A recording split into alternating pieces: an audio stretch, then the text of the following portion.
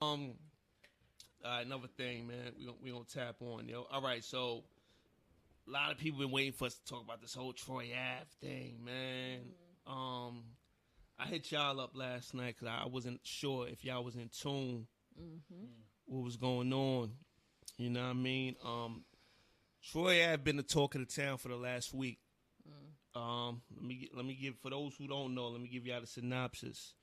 So he went on the Breakfast Club, did a riveting interview, probably an hour and a half. It was, yeah. Probably hour and a half interview. Yeah, just a little bit more than that, like an hour and 45 minutes. Yeah. Almost. First of all, when I seen the time, I said, oh my God, he was talking some shit on there. You know, you see that time, you're like, oh shit, hold on.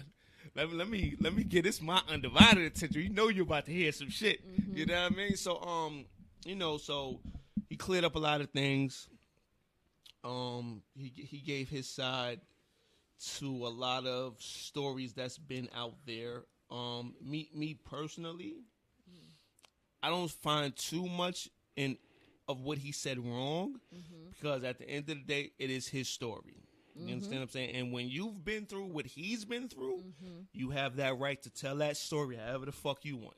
This man has been through some shit. Let's be clear on that. This ain't, one of these rapidy rap niggas just talking shit. Like, this is documented. Like, this is visual. This is documented. You know what I mean? This guy has been through some things within the last few months. You know what I mean? Troy Ave, Troy Ave has always been an interesting character for me. I do think he makes pretty solid music. He, he has been an advocate for just, quote unquote, keeping it real. But we all know there's a fine line between keeping it real and keeping it wrong. You know what I mean? We all know that, you tightrope on that line. Right. You know what I mean? Is there such thing as keeping it too real? I don't know. What y'all think? I don't think there's no such thing as keeping it too real. Like, to me, unless you're exaggerating, if you're living a certain life and that's, as you said, how you want to tell your story, regardless of what the consequence is going to be, if that's your truth, I feel like everybody has the right to speak their truth. I can't judge somebody else's truth and say, oh no, you told too much of the truth, or you no, that's what you live and that's what you want to express. The same way somebody else's truth might be really pure and holy and might be the exact extreme, and somebody else is going to say, oh, you're too preachy, or you're too... No, that's how they feel. That's their truth. They live a pure, clean life. If they want to talk about it, they can talk about it. So everybody, there's levels, you know what I mean? Everybody has a different kind of lifestyle, and if you want to talk about it, talk about it. Yeah. Because I feel like there's people that relate to every story. No, definitely. He spoke on a situation with Banga. For those who don't know, Ronald McFadden of Banga, rest in peace. He was the gentleman who unfortunately lost his life in Irving Plaza that fateful night. You know what I mean? Those comments led to Banga's brother, Trife Gangster, then having his own separate interview with Doggy Diamond. Shout out to Doggy, did an incredible interview. Doggy was up here on this show a few weeks back.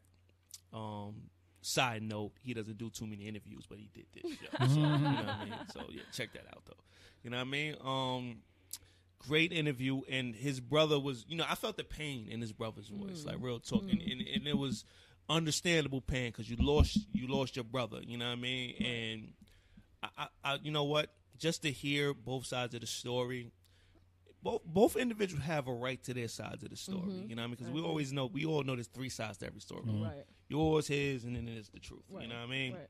And unfortunately, Banga isn't here to speak for itself. You know what I mean? So I'm sure there's probably some things that he could patch in to both sides that if he was here. But I think both of those guys, because it's sad to see what they're going through right now. I think both of them really need to put their egos and issues to the side. For the bigger picture was the fact that somebody lost their life. Right. You know what I mean? I agree with that. And sorry, I don't want to cut you off, but somebody lost their life, and both of them lost somebody who was valuable to them. At the end of the day, like, Troy lost a friend. So as much as people may think he's fake or he's this or he's that, he lost somebody who he actually cared about too. And so did, you know what I mean? So did your brother, right? Yeah, like you both lost somebody who you loved and cared about. So it's not like I lost him and you didn't give a damn about him. You loved him too. Like, we both loved this person. That was our common denominator. Right. And Troy did state that he was trying to, even from jail at the time. I mean, because you got to remember when Banga passed, Troy had got locked up for the incident. So it ain't like he was in a position to wholeheartedly be there through Banga's death. You understand what I'm saying? Like, so, you know, he said through jail, through his mother, he was trying to facilitate certain things for Banga, but he was getting resistance from Banga's family. You know what I mean? Only thing I had a problem with was when Troy spoke on, you know, not knowing why they buried Banga in North Carolina. I honestly feel like that's really none of your business. Like, his mother has the right to bury him in fucking Alaska if she wants to. Like that's her child. That's like her so, family. You have no say. You can't say no. Actually, don't do it out here. Do it here instead, or do it this way. That didn't make sense to me because he wasn't your son. Right. You know what I mean? He was your friend. Right. So that probably, out of Troy's whole interview, that probably was the only thing I had an issue with. You understand what I'm saying? And I understood. I think, you know what it is? I think he was trying to, he said that he was trying to make a point. His point was that he wanted to be involved in it. Like, he wanted to still do his part. So I think, you know what I mean, he said that and it was ridiculous, but he was basically just trying to make a point and maybe just overstepped his boundaries a little bit. But his point was just that I did want to be a part of it. Like, I did say I would, you know, do it this way or do it that way. Yeah. But then you can't criticize them for doing it however they want to do it. It's fine that you had the will to contribute and do it your way, but you have to respect that they, you know, chose that way, and you can't condemn them or criticize them for doing it that way because that's their right. Now, so it was so many from both interviews. It was so many interesting points made, man. You know, just the whole situation with the way, you know, from what his brother was saying, like, he said the whole shit is on camera. You know what I mean, in terms of the incident. And he says Troy Ave actually has the footage. I mean, I'm sure through his lawyer he was able to obtain the footage because they're going to try to use that for their own legal defense, which is, you know, very understandable. You understand what I'm saying? And let's be clear, till this day, nobody has been charged with Banga's murder. Yeah. Right. I thought that was fucked up. Right. I felt his pain when he was talking about that. Like, he was like, everything is a gun charge right now. Right. He was like, yo, my brother is dead. Like, no one's been charged with murder. It takes time for that stuff to come down, but still. No, like, but it's weird, man, because all of my time on my earth, and I'm into all kinds of crime shows. I watch probably nothing but crime shows. But I've never heard of somebody being charged with a murder weapon and not the murder. That is a first for me. Like, in the streets, we all know, if I get caught with a gun that has a body on it, I have two options. To either take the charge for the murder that's on that gun, or tell who I got that gun from. Yeah, or they're going to charge you with it anyway. Well, no. If you, that's snitch. Oh, no, I'm talking about, like, you know what I mean? If they they piece it together, like, all right, we're just going to hit you with murder. Like, and they figured it out. But you... Unless all right, let's be real. Tax Stone has been charged for the murder weapon, but not the murder. Which is crazy. Which is kind of weird to me. He was like, his DNA is on it or some shit, right? Or his fingerprints is on it. They saw him with the gun. Like, even though I didn't even know you could get DNA off a gun. That's a first. No, you can't. You know what I mean? No, I'm saying they had it. Oh. They said they got it on the trigger, the clip, and the bullets. So they're basically saying he basically loaded the gun, put the clip in. His DNA's on the trigger. Well, that sounds like murder to me. Like, you know what I mean? I don't know what more you need. And, you know, I'm not wishing jail on nobody. I'm not saying, you know what I mean? Because, you know, I don't got a dog in the fight. But it's just a weird case. That's all. I say all that to say this. It really is a weird case. You know what I mean? Because I feel like the authorities are very reluctant to charge somebody with a murder at this point.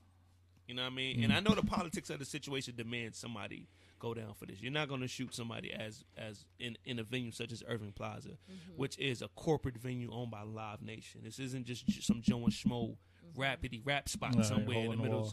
This is a corporate venue. You understand what I'm saying? So the politics of the situation demands for the relief of people who are going to, you know, be patrons in that venue going forward, that we lock somebody up for this, and this was just a one-time thing. Right, you know what I mean? You know, truthfully, looking back on it in hindsight, I really hope all of them brothers come to the conclusion that all of it wasn't worth it. Whatever the issue was, it shouldn't have got that far. You know what I mean? I just feel like it was one of those situations to where it just got out of hand really fast. You know what I mean? And there's been a lot of shit in the streets of Brooklyn. We're going to leave it in the streets, of course, but people have been told they need to pick a side on this one. There's no play in the middle, from what I understand on this. Everybody has to pick a side on this one. It's either from what I understand, it's either you're on Tax's side, you're on Troy's side, or you're on Trife Gangsta Banga's family side. Okay, but do you feel like we still know enough facts to really pick a side? I mean, I still feel like there's blurred lines. Like I don't feel like we necessarily know every single piece of the puzzle yet. So for me, I wouldn't be able to pick a side if I had to.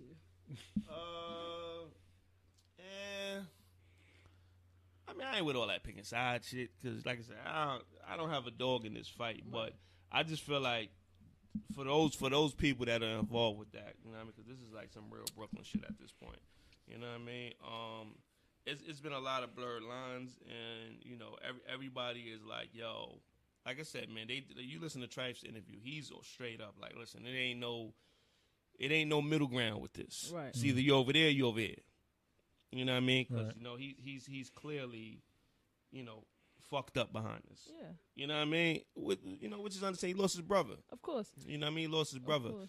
And you know, at the end of the day, man, like I said, yo, they need to figure out a way to celebrate that man's life instead of dragging each other through the mud. Because dragging each other through the mud at this point ain't gonna get nobody nowhere.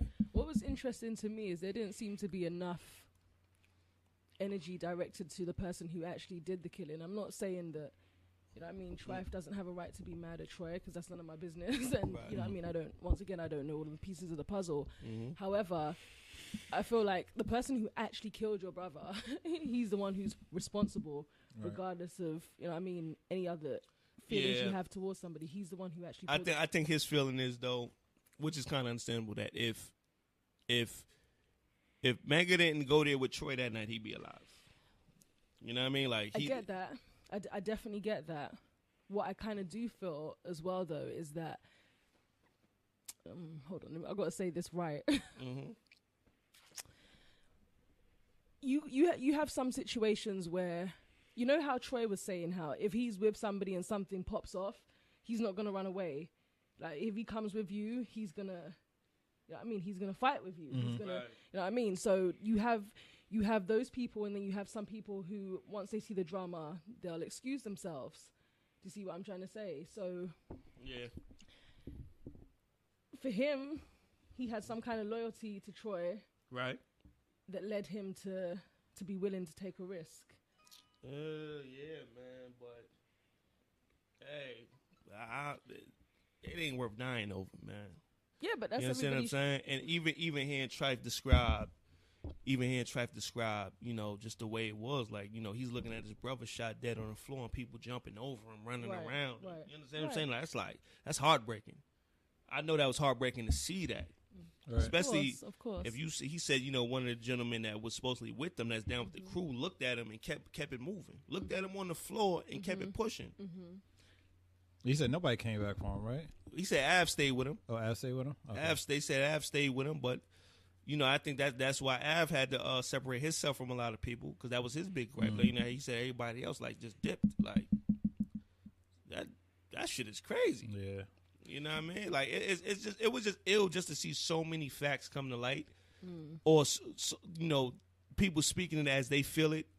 Come to light from that situation, because, you know, it wasn't as simple as we thought it was. I mean, we all saw the one little clip where Troy is coming out shooting, but it was so much more to it than just that. You understand what I'm saying?